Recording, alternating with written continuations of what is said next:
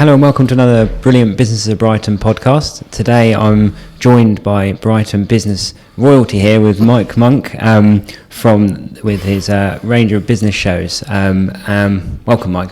Thank you. I'm delighted to be here. I haven't prepared this much, Mike, because I think you've got a story to tell, so I don't think I'm going to have to work that hard for you to entertain and inspire our listeners. So where should we start, Mike? The beginning? Yeah, start at the beginning if you like. I can go back to the 70s, 80s when I always wanted to be in sales and marketing, even from a young man. And I even went in on a Saturday job at an office equipment firm in Brighton, and I managed to sell 2 typewriters. So I knew this was my career.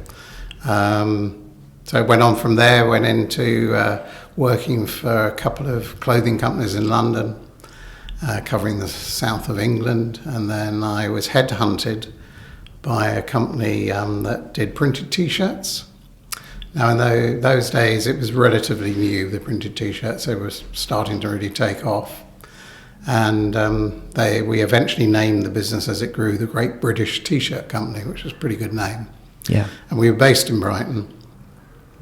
And I wasn't quite sure, so I said, well, what I'll do, I'll work as a sales agent for you for a year and see how things go.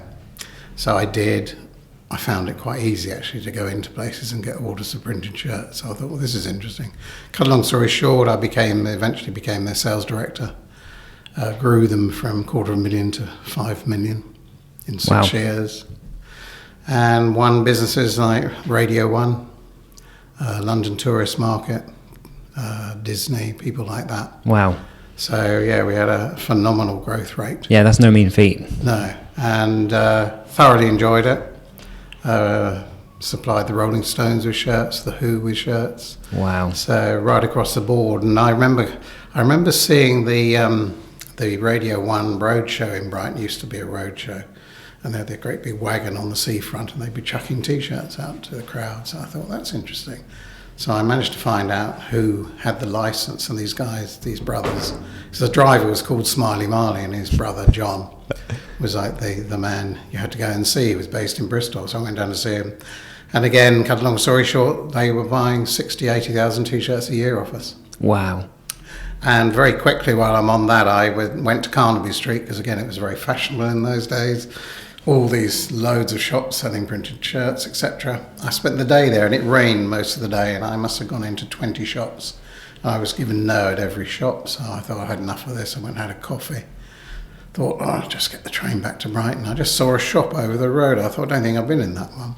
So I wandered over there, and I said, is the boss around? So yeah, he's upstairs, actually. So he called me up and we had a chat, and he said, yeah, if you could do me 500 City of London printed sweatshirts and deliver them next Friday, you've got the deal. So without even checking with the office, I said, yep, we can do that.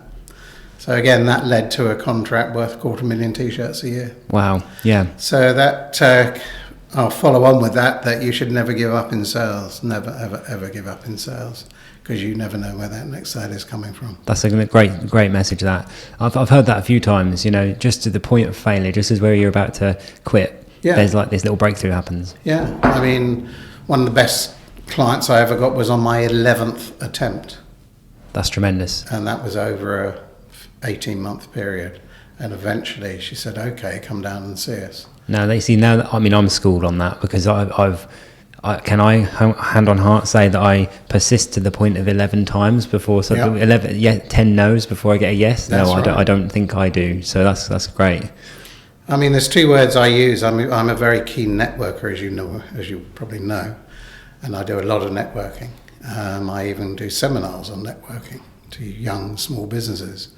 And 2 words I always say to them, just remember these 2 words: be consistent and be persistent. I said, you always remember those 2 words, and just be consistent in going to the events and be persistent in talking to people. Yeah, I was heard Bradley Hatch from Network My Club speak last week, the Brighton business expert at the racecourse, and the message he was giving out was something similar about being consistent. And really the idea of networking is to be the first person you need to be the first person they think of in your field when they're ready to buy. That's right. So you know, we've all seen that triangle of people who are ready to buy, and there's like a very small fraction who are ready to buy now, but the masses aren't ready to buy now. They might need something in the future. Yeah, it's all about developing relationships. I've got clients, because I had a merchandising company for nearly 30 years, which I don't promote so much now because I'm into my business shows. But I've still got about 10 of those clients who I've been dealing with for 25 plus years, who keep coming back to me and saying, can we still buy our pens and our mugs and our umbrellas from you? I said, of course you can. Great, that's brilliant. But that's because they know and trust me.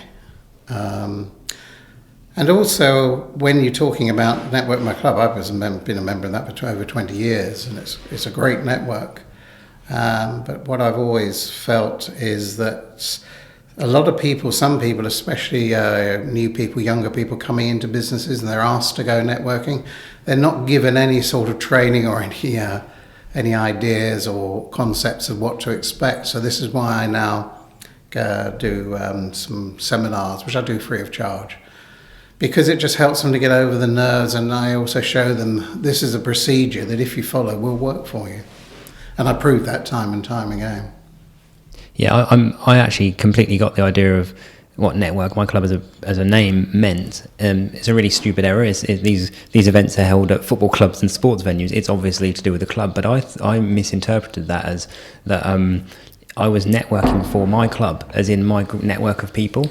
And that changed. That's stupid, but actually, it really changed the way I sort of approached it. I wasn't really looking to sell anything to anybody. I was just seeing if I could help my network of people behind me whilst speaking to people in the room, and that really changed my way of behaving. I've carried that forward now as a networking approach. Yes, and I've got friends who go back 25 plus years who I met through networking, and we've just become good friends. Another thing is another route to market, because one of my favourites is new routes to market, is to use business shows, small business shows, ideally local business shows. And I got into this, you mentioned the Brighton Business Expo at the racecourse. Well, I ran that for 6 years. Oh, wow. Before I departed and went and set up the Brighton and Hove Business Show at the Amex Stadium, which is now a very successful event. And if you go to a business show, again, you need to know what you're doing if you want to get the best return on your investment. And I do a seminar on that as well, how to get a good return on your investment at business shows. Because I walk around sometimes. I mean, many years ago, I used to go to business shows as an exhibitor. I used to go to the big shows in London and Manchester and Birmingham. And I always thought they charge you all this money, the organisers, and then they're gone. They hardly give you any support. Yeah. And I think this isn't right. One day I'm going to start running business shows and do it where the exhibitor comes first. And that's what I do now. My exhibitors come first, because without the exhibitors, you don't have a show. No, I participated, had a stand at your event last year, and it was excellent. You know, it was a fantastic day. The weather was great. There was superb mood in the room, and lots of business was done, I'm sure. I was in. I've had a stand at your event, and since had sort of been a visitor at just a couple of other events. Now, what advice would you give to our listeners who are attending shows or maybe having stand at shows? What simple points would you give them to make the most of the show? Well, the first thing I do is do research on the organisers and the show. Maybe contact a couple of previous exhibitors and ask them what the show's like, how have they done from it. Do a cross section. I always recommend you visit the show for the first time and then decide, yes, next year I'm definitely going to, or I'm not going to be at it, or I am going to be at it. And ask questions like, do they get good footfall? Are there interesting seminars that people actually want to go and listen to? Do you have to pay anything? No, are there any costs involved? This is as a visitor. Yeah. And also, if you're going in as an exhibitor, just make sure that your stand looks brilliant. Yeah. Because that's the first thing, that you've got that 5-second, 10-second window when a visitor is walking by and looking at your stand. And they'll decide in that time whether they're going to talk to you or stop or go by. Yeah. So, and be very approachable. Don't have a defensive stance. With your arms folded. Yeah, or legs or arms folded. Don't be sitting down. Ideally, put your phone away. Use that when you go and have a coffee break. And just smile and chat to people. Yeah, be engaging. Really. Be engaging, yeah. Exactly. Yeah. It's interesting because I found that what I was expecting to get from a business show, from your business show, was I was expecting to have lots of people randomly just walk up to the desk and say, "Hey, I'd like your service," and that was a mistake. That is not necessarily what happens. Sometimes it does, but not for all businesses.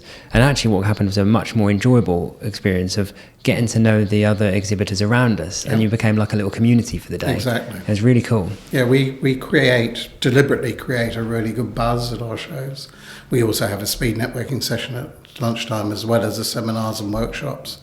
But also what I do now, and I brought that in this year, I have a exhibitor drinks and nibbles night 4 weeks before the event, from 5 till 7 at one of the big hotels in Brighton. And I pay for the first 2 hours, and it's exhibitor only. So they have the whole evening, because it's a cash bar after 7, they can carry on. And it gives the exhibitors a chance to really get to know each other without the time pressure of trying to get to talk to exhibitors on the day when you're busy with visitors. Yeah. And we found that's been very popular and requested again, so I'll be doing it again next year. I also brought in a breakfast meeting, and I think we had about 68 people come to that, and we had a speaker at that, and it went down very, very well. So again, it's another way of both exhibitors and visitors at the breakfast meeting chatting before the event actually starts at 10 a.m. Yeah. I just wanted to tease out some points from your sort of earlier career experience, Mike, if I can. The first one is to put you on the spot. Do you remember? You know, you said you sold two typewriters. Do you remember the name of the person you sold the typewriters to? No, it was a husband and wife team. I know that because they wanted one each. I always ask that question just because I think it's those sort of moments where you make a first sale or something usually have quite a marked impact. Don't you remember what you feel? You remember what music was playing. It's kind of, as a sale on your sales journey, it's quite a marked thing that goes in your mind forever. What went in my mind? Yes, I remember that. It's a very long time ago. This was. It was a husband and wife team. The sales manager. It was a Saturday, and he said, "I'm going out for lunch now. I'm going out for a late lunch. There won't probably be anybody coming in the afternoon." So I was on my own. And I was a ripe old age of 15 and a half. Anyhow, and they came in, I got very chatty with them, etc., etc. And by the time he came back, I'd closed the sale, and he actually couldn't believe it. That's brilliant. And I went, I like this. Yeah. I like selling, I like engaging with people, even at that very young age. And then as you sort of developed in your career, and you mentioned that roaring success you had, growing a team at a really fast rate, working with people is always a challenge. What challenge did you face when you were going from a very small sales team, I imagine, to managing quite a number? Yes, developing a sales team. I think I grew it to about 10, 12 people, the sales team. I also took them into Europe. I went to Germany, I went to a trade show in Germany, I went to Holland, and we got agents in different countries, so we grew across not just the UK but in Europe. But what I used to find was, on a Friday I'd take my sales team to the pub, and we go down there at 5. We'd have our sales meeting at 4:30, finish it by 5:30, 5:45, then go to the pub. And they'd all go home very happy at 8 o'clock, 8:30. And if there were any gripes to be got out, they would all come out then as well. So I developed a real strong bond with my team. I'd take them out for meals. We just became... there were times when we had tears and things like that, but you'd get over that and encourage them, and they became a really good, strong team and supported each other. Yeah. So it's that kind of camaraderie, you sort of move it into a different environment, into the pub. Yeah. And it allows people to connect on a different level, really. Yeah, and they can show their own character a bit more as well. Yeah. That's great. And so what sort of thing what have you got on that's coming up next, Mike? What's your next Well, it's plan? quite exciting, actually. I'm gone from 1 business show to 3 for 2024. Wow. I'm actually having the Brighton and Hove Business Show in June at the Amex. I'm having the Gatwick Business Show in partnership with Gatwick Diamond Business in October at the Crown Plaza in Felbridge. And then I've joined forces with Nick Bryant from Brilliant Businesses, who is now running the Tunbridge Wells Business Show. Amazing. And as if we planned it, we have Nick in the room with us. So maybe we should get you to have a chat with Nick about the Tunbridge Wells Show. Yeah, I'd love to. So, Mike, hello, how are you doing? All right. All right. Good to see you. Thanks so much for coming on the podcast, and thanks for Matt for talking to you about your past and your story, which is what we do on Brilliant Business, you know. I'm so excited about the Tunbridge Wells Business Show. So am I. It's going to be good, isn't it? Brilliant. And drawing on your expert knowledge from the shows you've done in the past and bringing them into Tunbridge Wells is a dream come true for me. I want to just tell everyone about how our partnership came about. Yeah. I met Mike at a local networking meeting called the Barrow Club in Brighton, and we were talking about his show, and I said to him, have you ever thought about having another show somewhere else? And you said, well, you thought about it, and I said, have you thought of Tunbridge Wells? Because my connection's in Tunbridge Wells. And he said, well, what the venue's like. So I said, well, there is a venue there called the Solomon Centre. So we arranged to go and see it together, didn't we? I got Mike's clarification that it was a good venue for us to hold an exhibition there. Great car park, lots of space, a nice bar, nice restaurant, beautiful grounds, 35 acres. It's going to be a really great venue. And so away we went. And I have to say, it's not till next November 2024, but so far it's the take-up's been awesome. And with your support as well, it's been great so far. What do you want to say about that, Mike? I mean, you've got a lot to add to it, but you're pleased that we're working together. I'm delighted we're working together, and yes, I mean, when we were talking at the Barrow Club that time, I felt there was a certain connection between us. That we similar-minded people. We could work together. I think I went away and then contacted you after and said, I'm really keen to do this. Let's set something up. That's it. I go by my gut feeling. And if I feel that this is the right sort of person to work with, then I will go with it. And obviously you've got a great connection in Tunbridge Wells through your brilliant business. It was a natural in my book, an absolute natural, because you're good at what you do, and I think you will be a natural at the business show as well. Thank you. We're lucky with the Brilliant Businesses concept that we built up a really big audience already that we can tap into to get to that show. It really does support the Brilliant Businesses brand, not only in Tunbridge Wells, but of course we've now got Matt helping us in Brighton and in the Sussex area, and of course Maidstone and Sevenoaks, they all drop into Tunbridge Wells as well. And I'm delighted to say we've got some exhibitors already that are coming up from Sussex. And let's also talk about your new website, because that's a big part of this, isn't it? Brighton and Hove Business Show, and it's .uk. That's right, Because all the shows are on there. Everything's on there, and it's fully automated. I decided that it was time now to spend some money and get a really good website. The nice thing about this website is all the shows are on there, and if any others do come on, it won't be hard to put them on, add them to it. The other thing is that having it fully automated means that visitors can book on, and it's all automated, and they're sent a ticket, and then exhibitors can go on.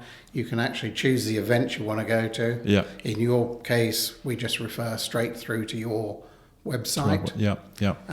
And in Brighton or Gatwick, they can click on that. They can then look at the floor plan, choose the package, and the floor plan will actually show them what stands are available. That's awesome, isn't it? So I felt it was worth spending that money on a website. No, that's really good. And just run back, the Tunbridge Wells show is on November the 7th, 2024. Your Gatwick show is... have you already said the dates? I can't 17th October. Okay. And Brighton is... June the 13th. Okay. As far as the Tunbridge Wells show goes, it's from 10 till 3, and it's a method that you've used, which is it doesn't impact so much on people's lives and on their businesses. They can get in there, do some really, really quality networking in a short period of time. That's worked previously for you. Very much so. Very much so. Purely because for those reasons I stated, people don't want to be taken away from their daily stuff on for hours on end, and but also you're going to have some good seminars and workshops, so that'll attract people as well. Yes, we were talking about earlier, because I think I've secured, this isn't definite, but some wine tasting in with our seminars, which will add a different level to it. I'm glad I'm coming. That's it. So if anyone's interested, then please go onto Mike's site to see all the shows. But also, you can go onto the Brilliant Businesses website and see more information about the Tunbridge Wells show. I think we've got some exciting times ahead. Very much. I think this isn't just a one-year thing; it's a moving forward, especially with Tunbridge Wells and Gatwick. Your plan is for them to keep going, isn't it? And to grow. And to grow. And there's no reason why we can't go into other territories as well. No. Take over the world. Become the business show to go to. Exactly. So I think we'll wrap up there. So thanks, Mike. Thanks for coming Pleasure. on. Thank you. We'll probably see you for another podcast soon. And and anyone wants any information, then go to those websites and you can book or just get in touch with me or Mike. And we'll see you all for another podcast soon. Brilliant. Thank you. Cheers.